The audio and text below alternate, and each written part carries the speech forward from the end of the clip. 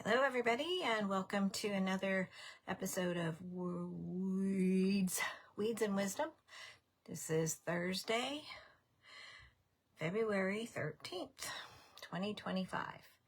And tonight we're going to talk about a couple of interesting topics. Unfortunately, I don't have my notes prepared like I normally do today because I had some interruptions, so you'll have to bear with me. I'm going to use my handwritten notes, and it'll be fine. So, for those of you that are joining us for the first time, my name is Wendy Fargo, and I am a master herbalist. I have a company called Crooked House Herbals, and I have designed all my own formulas and my own protocols. I do have a good story if you ever want to hear it.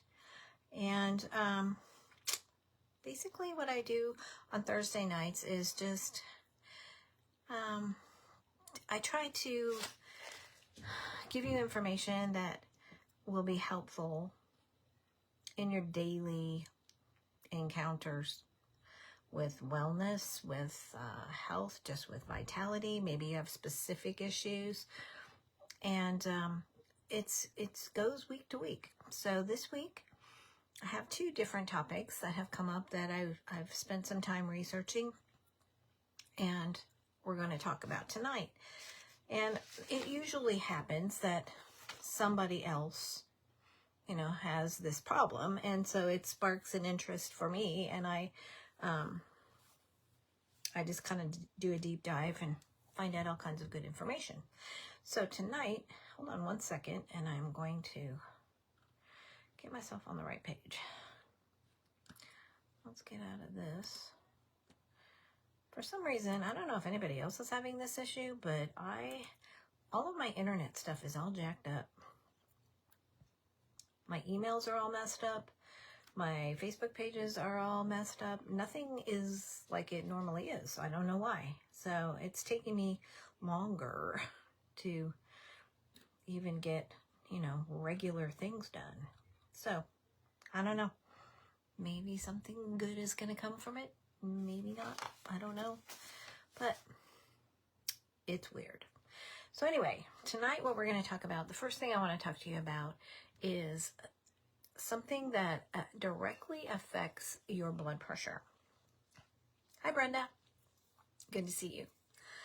And it came about from a conversation that actually my mother and I had. She had a visit from a nurse or a nurse practitioner or somebody. Anyway, they were commenting on how well my mother is doing. She just turned 91. And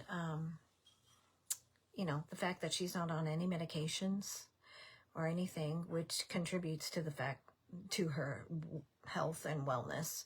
But this person actually messaged me, wrote me a message, and asked me if I would talk a little bit more about natural ways to regulate your nitric oxide in your body, because the nitric oxide levels that you have in your body are what directly affect your blood pressure. And if they're too low, if you don't have enough nitric oxide in your body, your blood pressure will go high. It will be too high. So I thought, this is interesting. So I did my homework, and I found out some pretty interesting things, and I thought I would share them with you. The other thing that I'm going to talk to you briefly about tonight is some different types of herbs that help with allergies, okay, that act as antihistamines. For those of you that are already starting to experience the allergy symptoms, I don't know about you guys, but this weather is wreaking havoc on everybody's bodies. I mean, we don't know if we're coming or going. We don't know if we're springing or wintering. It's day to day, at least it is here where I live.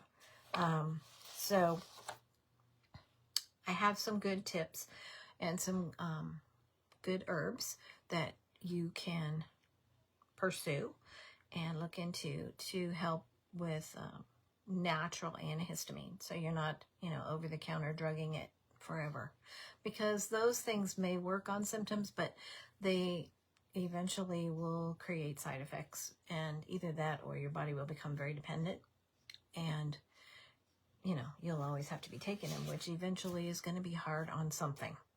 Your organs, your heart, your kidneys, your liver, something. Okay? So natural is always better if you want to go that route. But first of all, let's talk about the nitric oxide issue. Again, if you're new to my channel, if you want to watch any of the previous Facebook sessions that we've had, you can go to the Crooked House Herbals YouTube channel and look up the Weeds and Wisdom topics. They should be all listed there.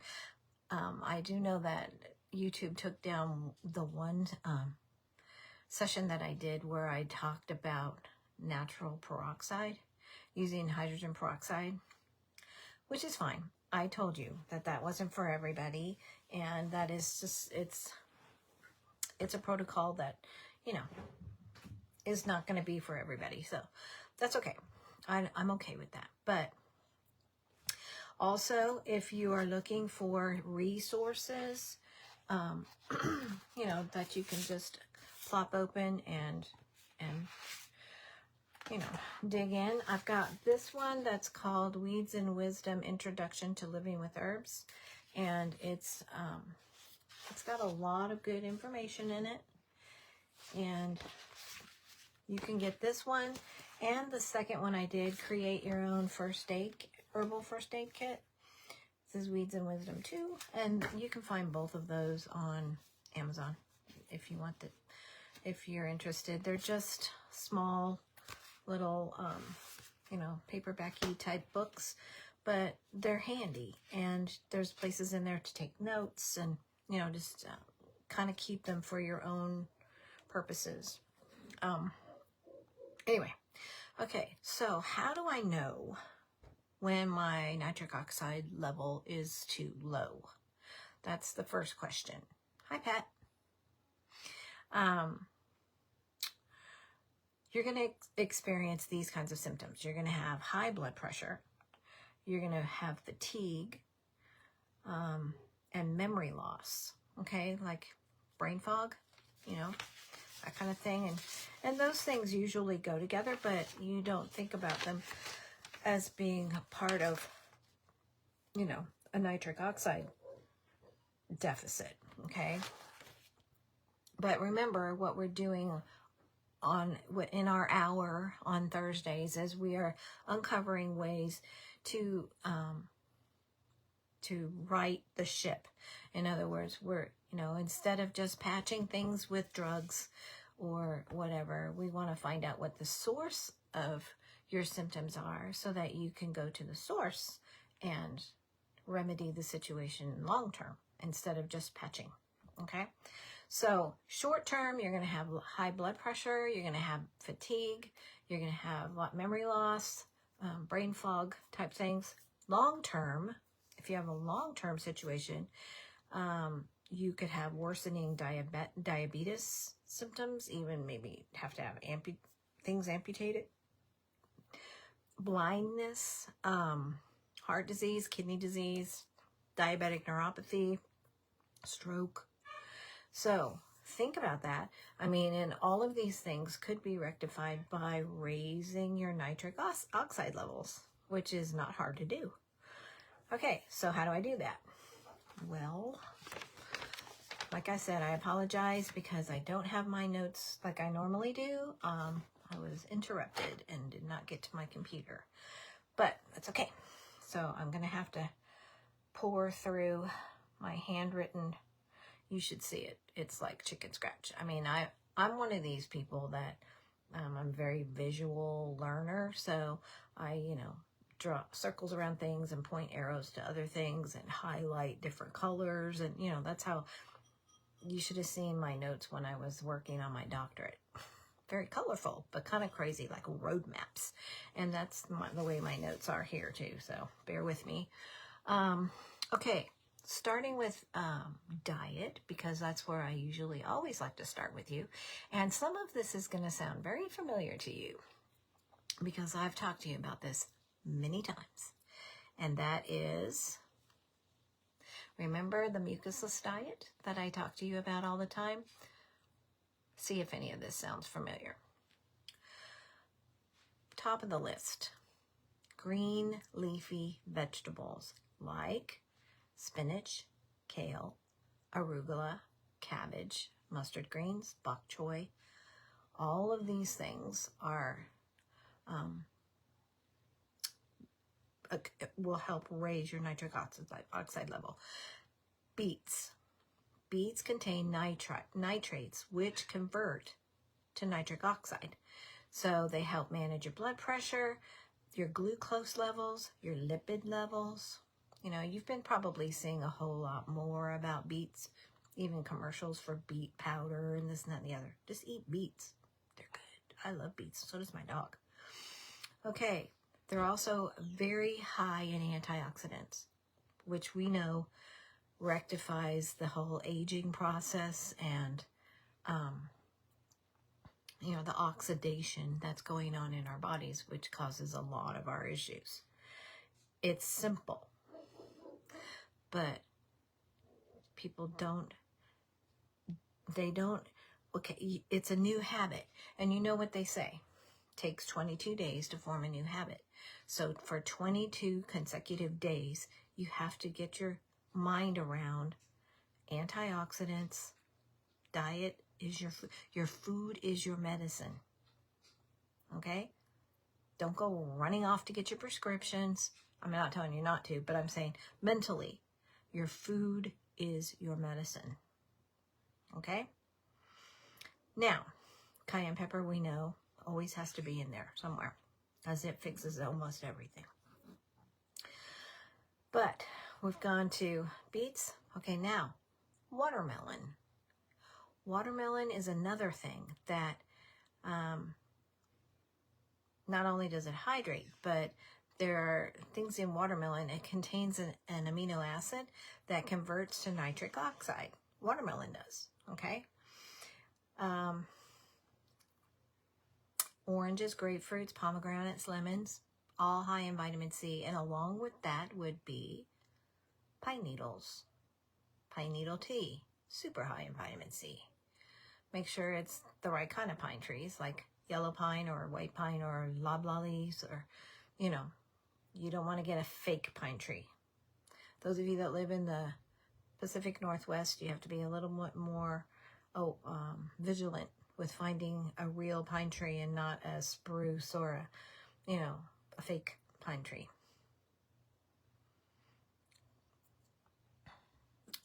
So then we have nuts, seeds, almonds, walnuts, sunflower seeds. These are all ones that are going to help you raise your nitric oxide level. Nitric oxide level. Say that fast. Okay, then we have a couple of amino acids, L-arginine and L-citrulline. And I wrote somewhere what those things do. They convert to nitric oxide, okay? They're amino acids. And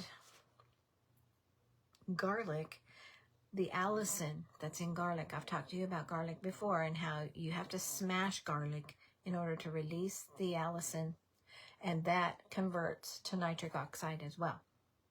So, are you seeing any connections here? First of all, the fruits, the nuts, the vegetables, the seeds, those are all things that are in that mucusless diet, right? But also the things like garlic and some of these others that I'm going to talk to you about, we use them, we have talked about them in other terms, mostly like antibiotic or infection fighting. So there's a connection between the constituents of these different things and blood pressure, well, I've told you about blood pressure and me and garlic. Garlic will lower your blood pressure in a matter of hours. So I have to be careful with that because my blood pressure is normally low. And so I take too much garlic and I'm semi-comatose. You know, I can't function very well. So, but if you have a tendency towards high blood pressure, your nitric oxide levels are probably low, and you probably need to consume more garlic and these different foods. So far I've covered foods, just foods. I haven't even gotten into any kind of herbs yet. Another along that line is cilantro. For those of you that like cilantro, you know, salsa and those kinds of things, this one is another really good one for raising your nitric oxide levels. Okay, now we're going to get into my crazy notes. I don't even know if I'm going to be able to read all this, you guys. One thing I will say before we get into that is foods to avoid, such as hot dogs and bacon, deli meats, those kinds of things that have nitrites in them. Read the labels, okay? Nitrites, no, you don't want those, okay? And I know we all like a really good hot dog, but so if you're gonna eat that hot dog, you have to count the cost, okay? Make sure that you counteract the effects of those nitrites with good nitrates, all right? Have some beets on that, or with that, or garlic, or something like that, okay? A good double dipper would be to eat fish that is high in omegas, omega-3s, omega-6s, like salmon. Those, you know, there's some good fish out there that also will help raise your nitric oxide level. You want to stay away from processed meat and fried food and most cooking oils, with the exception of olive oil and I'm going to say avocado oil. Coconut oil is okay, but it's not for everybody. I mean, you don't want to cook everything in coconut oil. It all tastes like coconut oil. So, you know, a lighter oil for cooking would be the light olive oil or avocado oil. But stay away from foods that are high in saturated fat, which, you know, basically means don't go to McDonald's and don't go through drive-thrus, and stay away from fried fatty foods. It's tricky when you live in the South, but you can do it. You know, just go lean, okay? So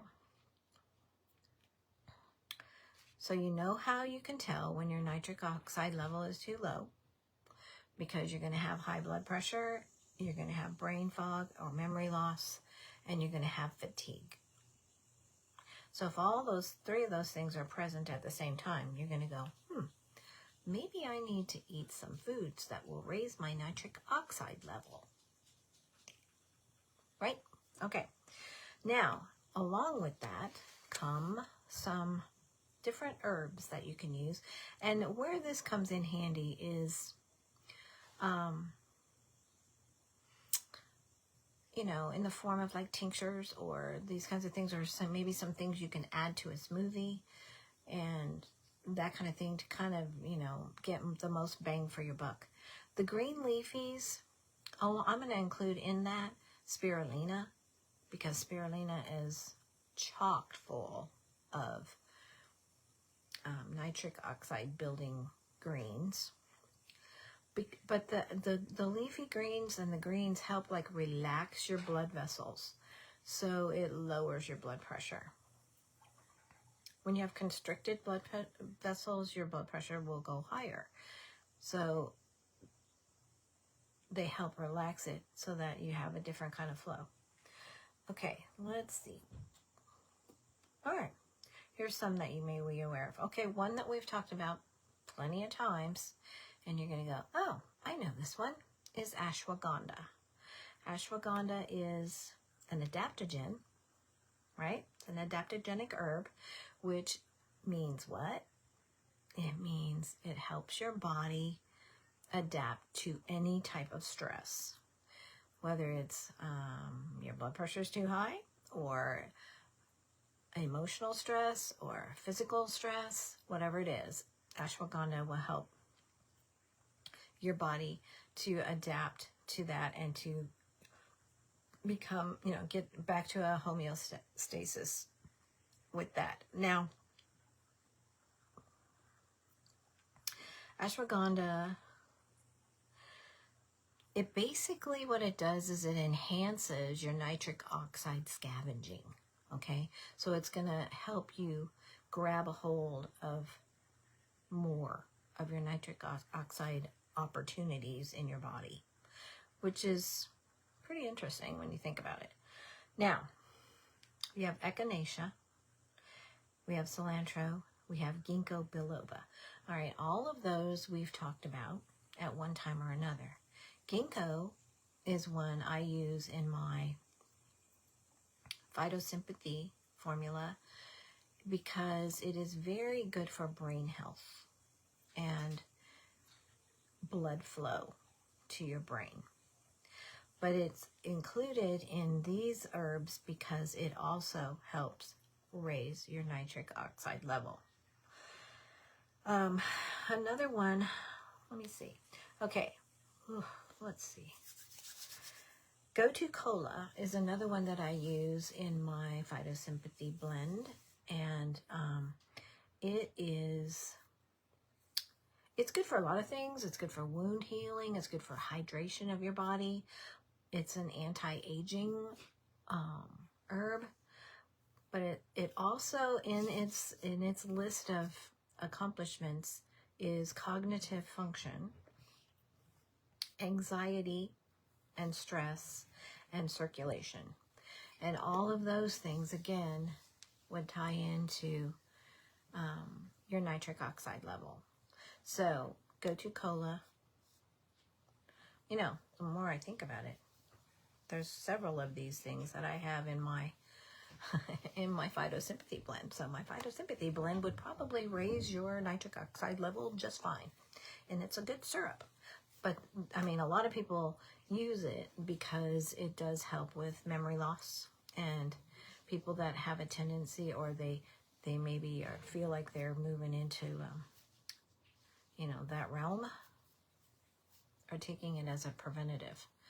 I first developed it because I have a grandson who has Asperger's, and I thought it might help him, with some of all, that cognitive stuff that goes on, and also circulation and some of the other things that, he has a deficit in.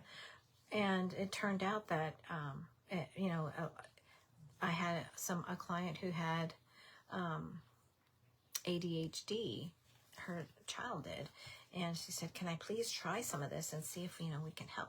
And it really helped. And I've also have clients, that have other types of issues that deal with, now that we're learning, the connection between these other symptoms and nitric oxide. There we go. So it looks like, maybe God told me something I didn't even know. Okay, so now we're going to get into some herbs that maybe you haven't heard about. And I'm going to give you their common names because their Latin names will make you go crazy. I'll just tell you that on the front end. They're this long. But we have one that's called Lactusa. And the reason I know these are because this is in the same family as wild lettuce. Okay, but this is indica, and it is a really good one for brain, liver, kidneys, bone. There's another one called kudzu that is also very good for, I wonder if I wrote that down. Let me see if I did. kudzu. Now, I don't know if you guys know this. It is the herb, it is the plant that I like to say makes sculptures out of all the forest, all the trees along the road. Kudzu is that viney stuff that grows all over the trees and covers them up and makes them look like statues, right? And most everybody curses it because it's ruining their trees or this or that, the other. Well, there's a story behind kudzu, and it wasn't always here. Somebody brought it here. But it is really good for fighting cancer and for cell regeneration. It's an amazing plant. So I don't think it's such a bad plant, but it also has its place in this realm with the nitric oxide levels and the cognitive function and that kind of thing. So remember that name, kudzu. Another one that you'll be familiar with is dandelion. So dandelion is also another one that you could, you can put dandelions in your salad and eat them or whatever, or you can drink dandelion tea. Very good for your liver, which is what we usually always think about dandelion doing, but it's also very good to help raise your nitric oxide levels, which is what we're talking about tonight. The Peruvia, no, it's called let's see, sounds like Peruvia, but there's another R in there. Pueraria, is also very good for your brain, for your liver, your bones, your kidneys, your heart.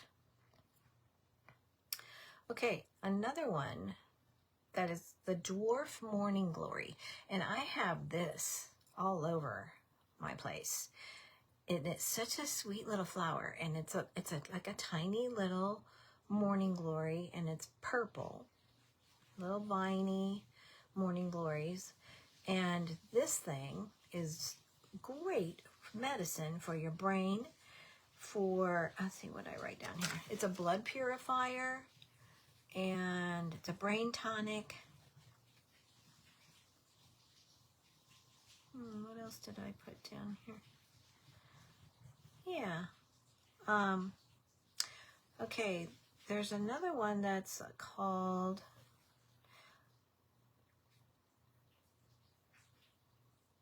I didn't get the common name on that one. Oh no, that's it. That's the dwarf morning glory. Okay, hang on. Let me turn my page. Oh, I got some more on the morning glory. Improves memory and brain function, used to treat epilepsy and mental illness, mental disorders, respiratory health, chronic bronchitis and asthma, pulmonary ailments, digestive health, bowel complaints, duodenal ulcers, blood purifier, and a neuroprotective agent. Okay?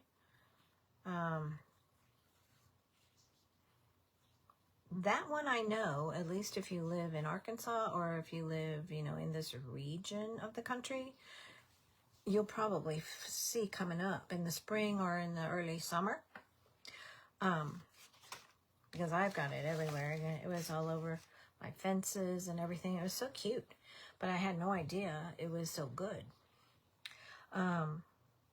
Because you've always heard things about morning glories, but these are the dwarf ones. These are the small ones. And I think that they are, I wish I could show you a picture, but I'm on my phone, so I can't pull one up and show you on the phone. But anyway, somebody Google it and look at it because they're really cute. They're little tiny purple flowers. Just put in dwarf morning glory and see what you get up. And you might even want to, punch in, medicinal benefits or whatever and see what comes up for you, because it's pretty interesting. Like, again, I talked about the vitamin C, the oranges, the grapefruits, the pomegranates, and lemons. Those things and the pine needles will help raise your nitric oxide levels. And all of these things are easy to do, guys. They're food. You don't even have to buy anything else. You don't even have to get any of these other herbs that I've mentioned or anything else. If you stuck with the spirulina and the beets and the leafy vegetables and then, you know, the watermelon and the citrus, you got nuts and seeds. And then, you know, your cilantro, garlic, those handful of things right there. If you consistently introduce them back into your diet, like I said, it takes 22 days to form a good habit. So make a conscious effort. And, you know, do a little journaling. Start with day 1. How am I feeling? On a scale of 1 to 10. You know, do I have fatigue? Do I have brain fog? What's my blood pressure? And then start using these foods as your medicine, and consistently, like every meal, and maybe even for snacks, include some of these foods in your diet. And each day, make a little record, you know, in your notebook. Okay, my blood pressure is this today. I'm feeling this way. Have a little more mental clarity, or, you know, I have a lot more energy. I'm not so tired. Okay, just start documenting it for yourself. And at the end of 22 days, that habit will be in place. But then you can also go back and actually physically look at the record that you kept and see how much better you're doing. I did the same thing, kind of, when I was going through my natural cancer treatment that I was doing at home. I would gauge, because, you know, when you're in the thick of it, you forget how bad you felt. And then, so I would usually every night while I was doing one of my 3 enemas that I had to do each day, laying on the floor, I had 20 minutes to think about it. And then I would go back and I'd think, okay, so this time last week, how did I feel? You know, what's different this week than last week? And I think about things like, well, you know, haven't had a headache for 3 weeks. My fingernails and my skin seems to be changing. Let's see, what else? And I would just take a mental note of how my body was responding.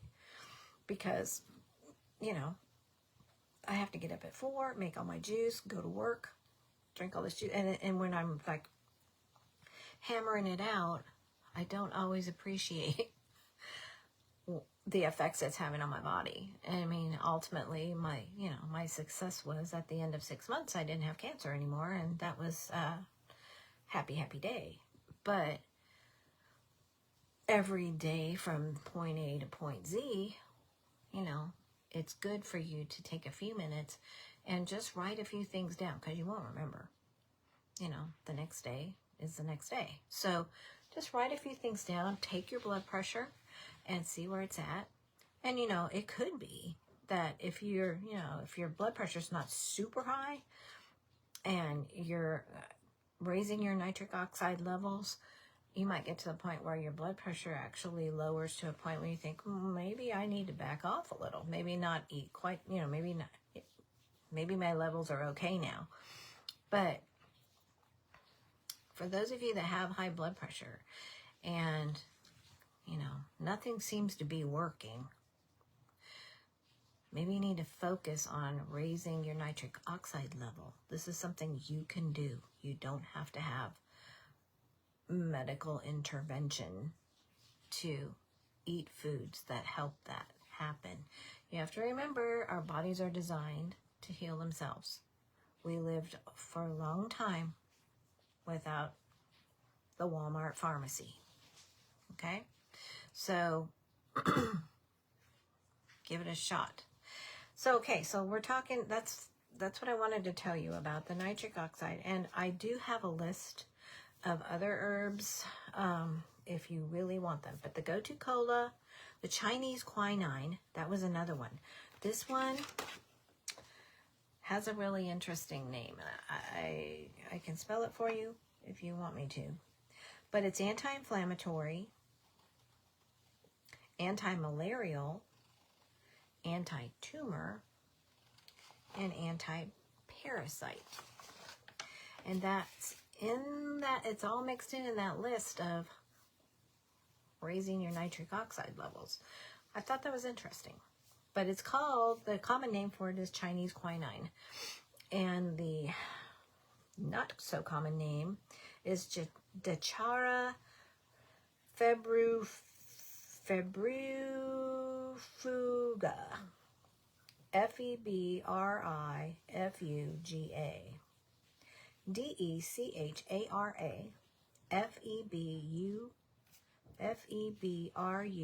Febrifuga.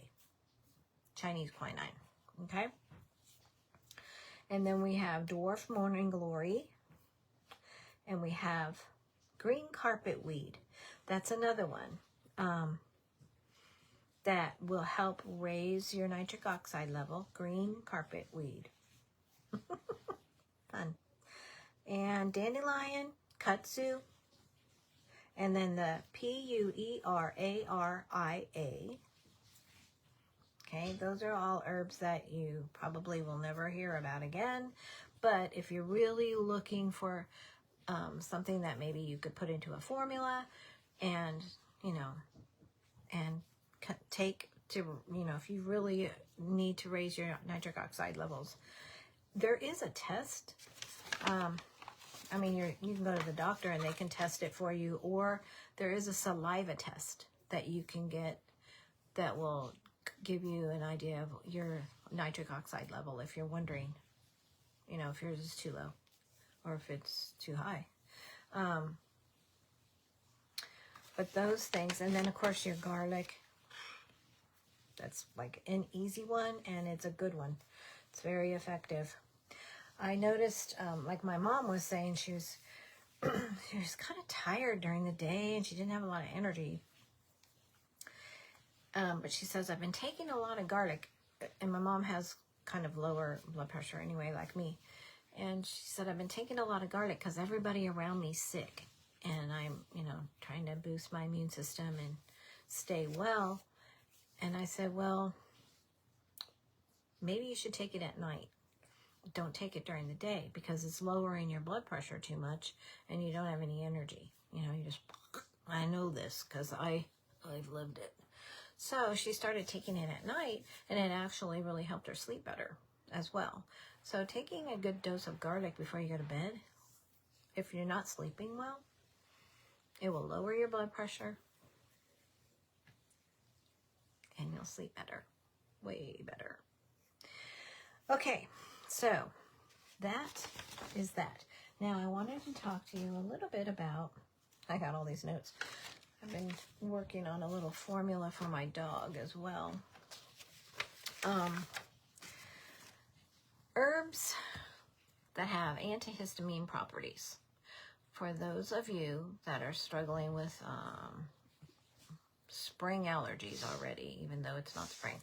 In fact, I was just told today that we're supposed to have a bunch of snow next week. I was like, really? I thought we were kind of done. I mean, we've had a weird, it was snowing at my house this morning. Wasn't supposed to snow. It was super cold. It was like, I don't know, I think it was 15 outside and it was snowing. And then the sun started to come out and it was still snowing. And yesterday, in town, in Harrison, it was mostly rain. It was like 20 degrees and raining. But at my house, it was cold. It was, I guess it was about the same temperature, but it was ice. It was total ice. So we're just having the weirdest weather. I mean, and so today it was cold, but it was sunny. It was pretty. Tomorrow, I don't know.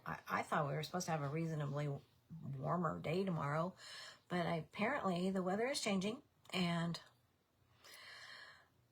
by next week, well, Saturday, I think we're supposed to get some weather, and then by Tuesday and Wednesday, we're supposed to get like inches of snow. So, you don't really know.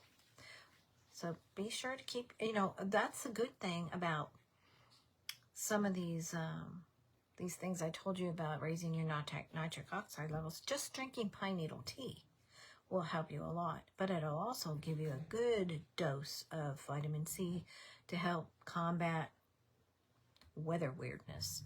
But the rest of the time, when it's not snowing or icing, it's like 50 and, and everything's trying to bloom, which is kind of what we've been dealing with. So here are some good herbs and things that you can get your hands on easily that have antihistamine properties. And my suggestion is that you just kind of dose up on these things so that your body responds better to them, well to them, instead of trying to take antihistamines over the counter all the time.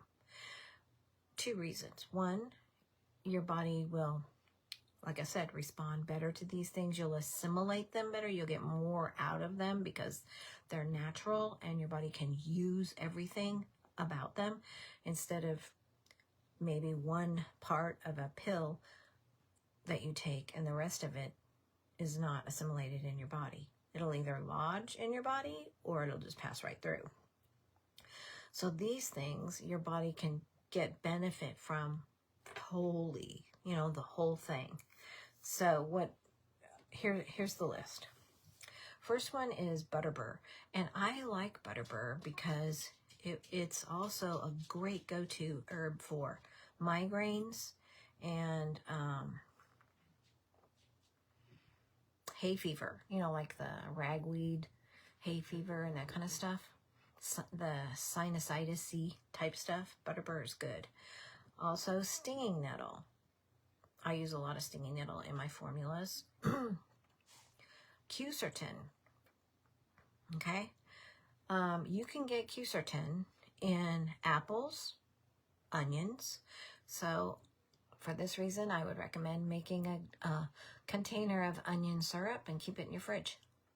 And take a spoonful of that every day.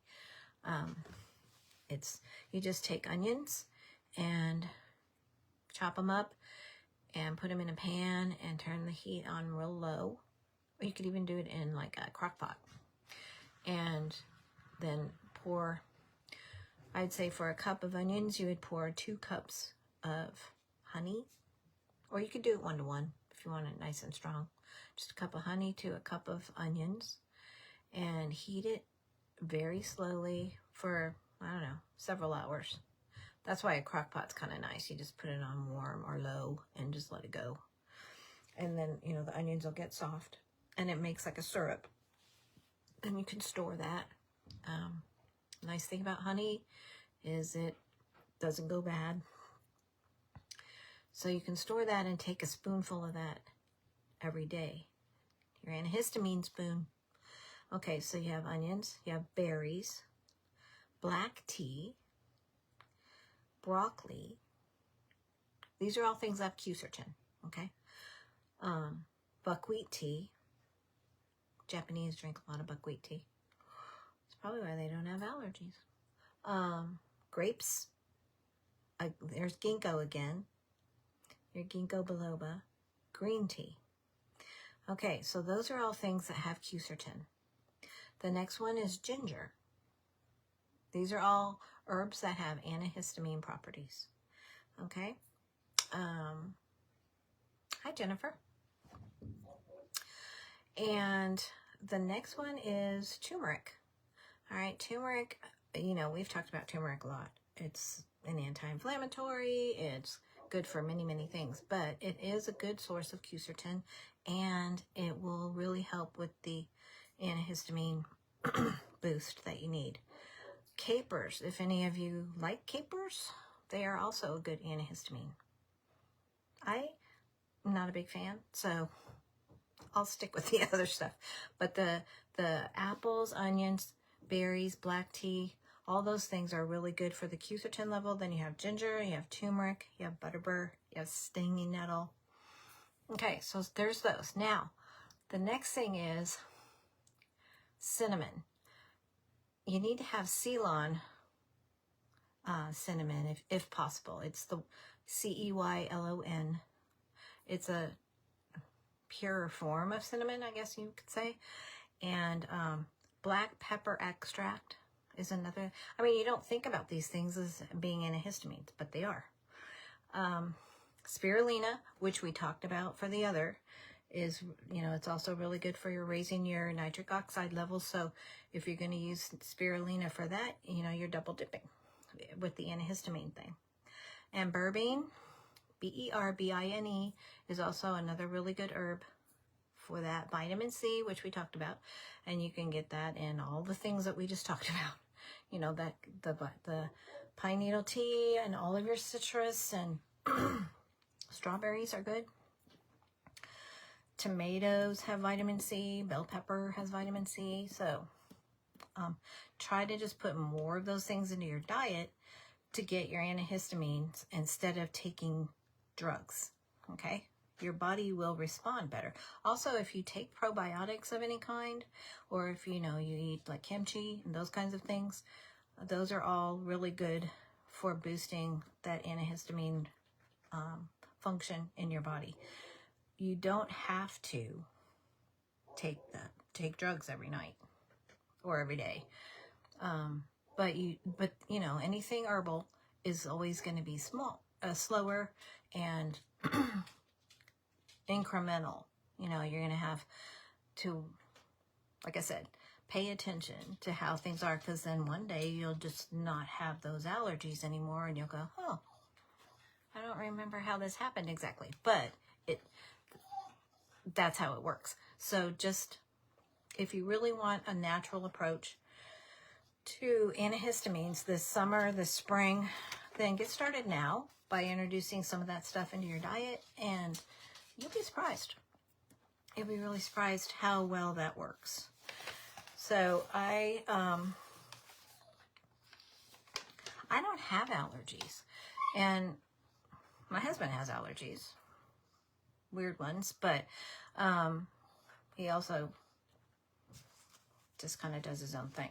But I don't have them, and I have my weird sinus thing that I get when the weather changes. I have my barometer. That's what I call it. Every time the barometric pressure changes, I get a headache. But it's not an allergy. It has to do with the pressure in the barometric pressure. But I think a lot of it is because I do eat a lot of foods that have natural antihistamine in them. I had one big allergy, and that's bee stings.